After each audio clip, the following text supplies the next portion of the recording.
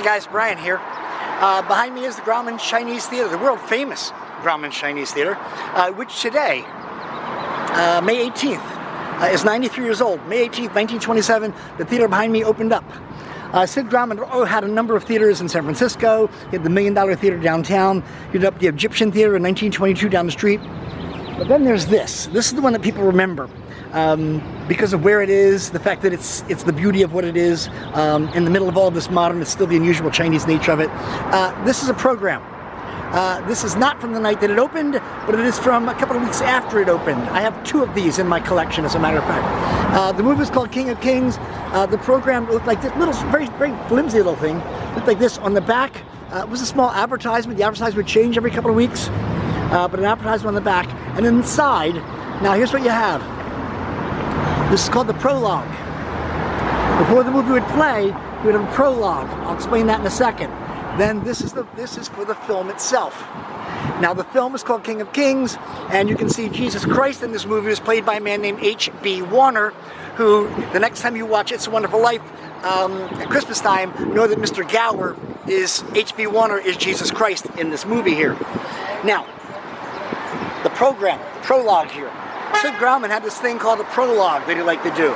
And what the prologue was, it was basically something about the movie you're about to watch, but a live thing about it with vignettes and little scenes and scenarios and stuff like that. And that's what it really was. Now, in this case, it had 300 people. It was a couple of hours long. In fact, the movie, it started at 8 o'clock. The prologue didn't end until 11, and the people didn't leave until 2 o'clock in the morning.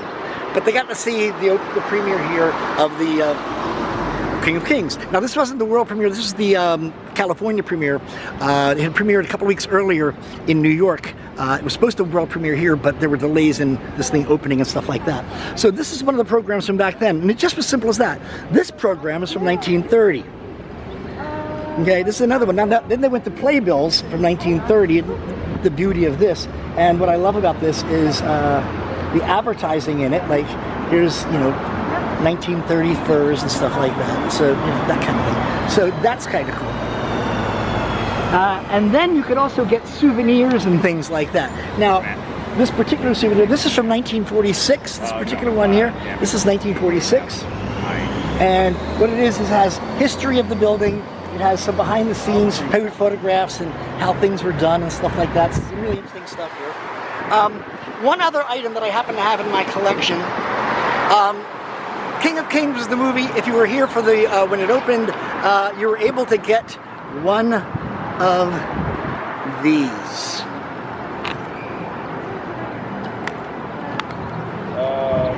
Shining. That. This is it's a couple ounces actually. This is a Roman coin. It's kind of thick. It's about the size of an Eisenhower dollar. Those of us old enough to remember an Eisenhower dollar. On the front it had Julius Caesar, and on the back of it it had souvenir from King of Kings, Grauman Chinese Theater. So it's a cute little item that I was able to procure a long time ago. But it's happy birthday for this place. Hollywood, a lot of the stuff, every day goes by, something around here is turning 100 or 90 or 100 years. There's a lot of stuff going on here. We're in a really peak period as far as that goes. And so when tourism comes back, hopefully it'll come back really big, because there's a lot of stuff to see now and people are missing out on some things. I'm not exactly sure what's going on behind there. The gentleman in the black works at the theater. He does a lot of the announcing things for the ceremonies, for the handprint ceremonies. I believe he's one of the managers, if not the manager of the theater. So the ceremonies themselves. Now I want to talk to you about the handprint ceremonies for a second. If you read different books, you've heard different stories, stuff like that. There's about 5 different stories about why there's handprints at the Grauman Chinese Theater. Sid Grauman told 3 different stories at different times in his life. One story that he told was there was a story most people know is Norma Talmadge accidentally stepping into cement. Sid said that he got the idea one day when he accidentally stepped in the cement. He also told the story one time about how Mary Pickford had called them on the phone. They were having a conversation, and she said, "We just laid the concrete for our new driveway." and me and Doug, and their dog had apparently run across it, and she says, and now I have his footprints in cement forever, and that gave him the idea of doing that. So they came down and did that. So there's different stories. They do it. That's the main thing you need to know. It's not the same as the Walk of Fame. This is by the Walk of Fame with the stars is the Chamber of Commerce. This is done by the theater themselves. Yeah, I'm not sure what's going on over there. Anyway, but I wanted you to show this just because it's the birthday. So happy birthday to the world famous Grauman Chinese Theater. For those of you who, if you're on travel restrictions or whatever, you can't get out here, that's why I'm doing this. I'm here to show you what you can't see. So coming to you live from the birthday boy, Grauman Chinese Theater. You guys enjoy, and talk to you later. Thanks. Bye.